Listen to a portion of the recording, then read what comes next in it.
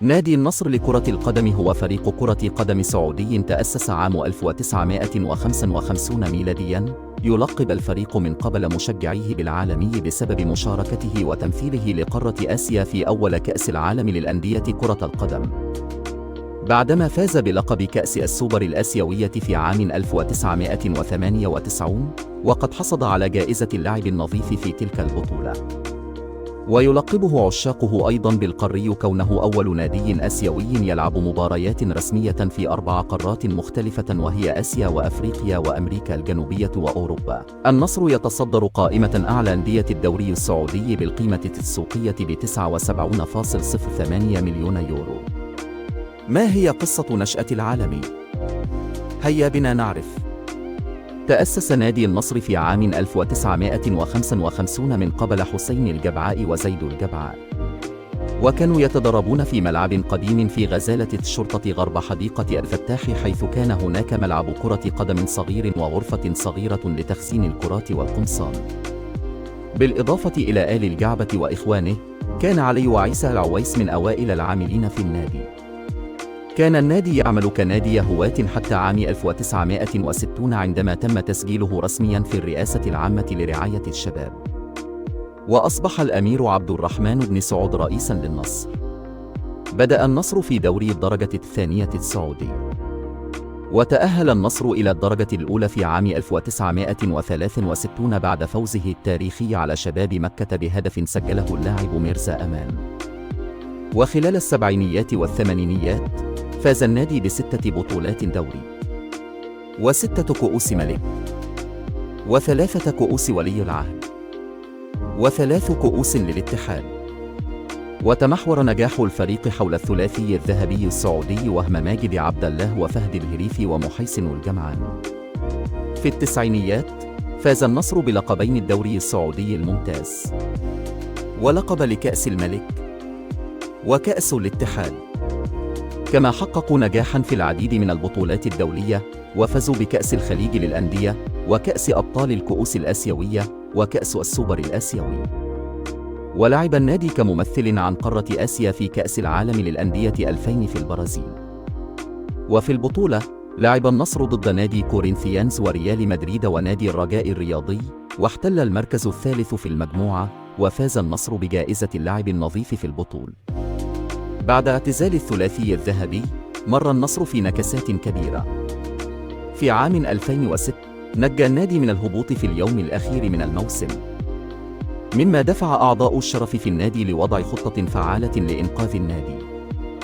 بعدما تم تحسين وضع الفريق، فاز بكأس الاتحاد السعودي عام 2008 ضد غريمه نادي الهلال، واحتل النادي المركز الثالث في الدوري موسم 2009، وضمن مقعد في دوري أبطال آسيا للموسم التالي.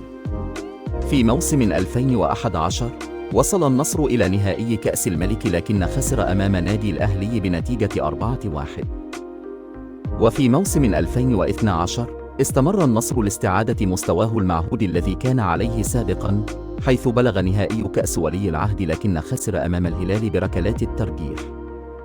في موسم 2013 حقق النصر أخيراً الثنائية، وذلك بتحقيق بطولتي الدوري السعودي الممتاز وكأس ولي العهد ضد غريمه التقليدي نادي الهلال. وتأهل الفريق إلى دوري أبطال آسيا 2015 بعد هذا الإنجاز. في موسم 2014 استمر النصر بالدفاع عن لقب الدوري عن طريق الفوز بالدوري مرة أخرى، وأيضاً وصل إلى نهائي كأس خادم الحرمين الشريفين، ووصل إلى نصف نهائي كأس ولي العهد. البطولات السعودية للأندية على المستوى المحلي: الدوري السعودي، الدوري بجميع مسمياته الرسمية. الأول للبطل 1974 1979 1980 1988 1993 1994 2013 2014 2018. الثاني الوصيف 1976 1977 1978 1990 2000 2019. كأس الملك: الأول للبطل 1974 1976 1981 1986 1987 1990. الثاني الوصيف 1967 1971 1973 1989 2012 2015 2016 2019. كأس ولي العهد.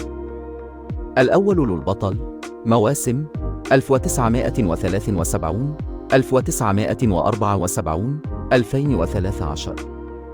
الثاني الوصيف 4 حزين 1991 1996 2012 2016.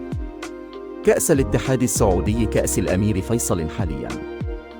الأول للبطل 1975 1997 2007. الثاني الوصيف 1993 2000 2008. كأس السوبر السعودي. الأول للبطل 2019 2020. الثاني الوصيف 2014 2015. بطولات آسيوية للأندية على المستوى القاري نظمت من قبل الاتحاد الآسيوي لكرة القدم. كأس الكؤوس الآسيوية. الأول للبطل 1997. الثاني المركز الثاني 1991. كأس السوبر الآسيوي. الأول للبطل 1998. دوري أبطال آسيا. الأول البطل. الثاني المركز الثاني. كأس الخليج العربي للأندية. الأول للبطل 1997. الثاني المركز الثاني 2008. كأس العرب للأندية الأبطال. الأول للبطل 2023. انفرادات وأولويات نادي النصر السعودي. النصر هو أول نادي آسيوي يصل لكأس العالم للأندية. النصر هو أول نادي يحصل على جائزة اللاعب النظيف في بطولة العالم للأندية. النصر هو أول فريق في المملكة يحصل على بطولة كأس الاتحاد السعودي. النصر هو أول نادي سعودي يصل لنهائي كأس الكؤوس الآسيوية وذلك عام 1992. النصر صاحب أكبر نتيجة في تاريخ مسابقات الكرة السعودية وذلك بفوزه على النجمة 1-8-0 وكان ذلك في كأس الملك عام 1389. أول نادي يحقق أحد نجومه لقب هداف الدوري 6 مرات وصاحب هذا الإنجاز هو ماجد عبد الله.